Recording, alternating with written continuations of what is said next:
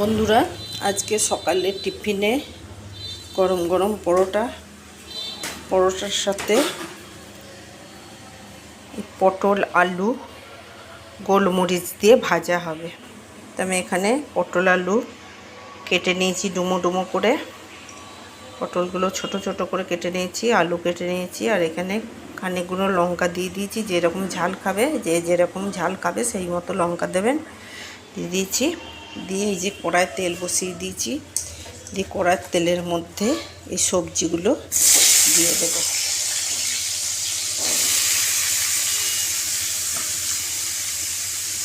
দিয়ে আমি এটা গোলমরিচ দিয়ে ভাজবো। আমি এটা ভালো করে কষিয়ে নেব।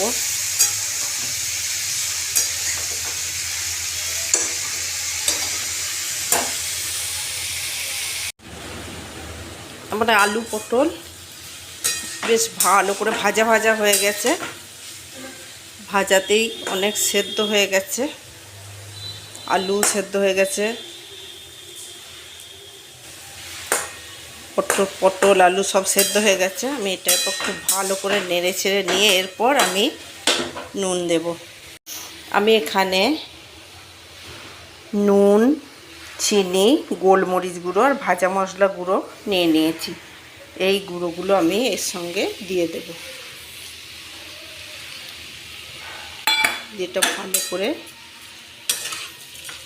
ভেজে দেব।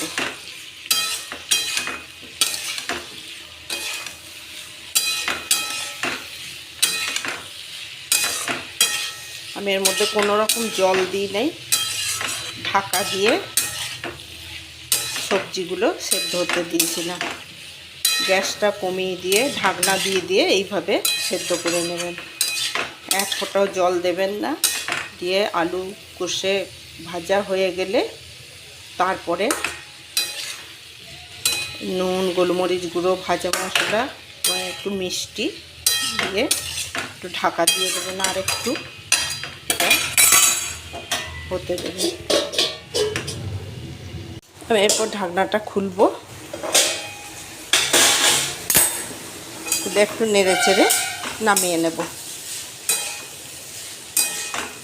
আমার গোলমরিচ দিয়ে পটল আলু ভাজা হয়ে গেছে। এইভাবে একবার ভেজে খেয়ে দেখবেন, খুব সুন্দর লাগে খেতে। লুচি পরোটার সঙ্গে এটা খেতে খুব দুর্দান্ত লাগে, মুখ ছেড়ে যায়। আমার এই রেসিপিটা আপনাদের কেমন লাগলো জানাবেন। বন্ধুরা, এইভাবে একবার পটল আলু গোলমরিচ দিয়ে ভেজে খেয়ে দেখবেন, খুব ভালো হয় খেতে, সাথে দুর্দান্ত হয়। আমার এই রেসিপিটা যদি ভালো লেগে থাকে লাইক, শেয়ার, কমেন্ট করবেন এবং সাবস্ক্রাইব করতে ভুলবেন না। ধন্যবাদ।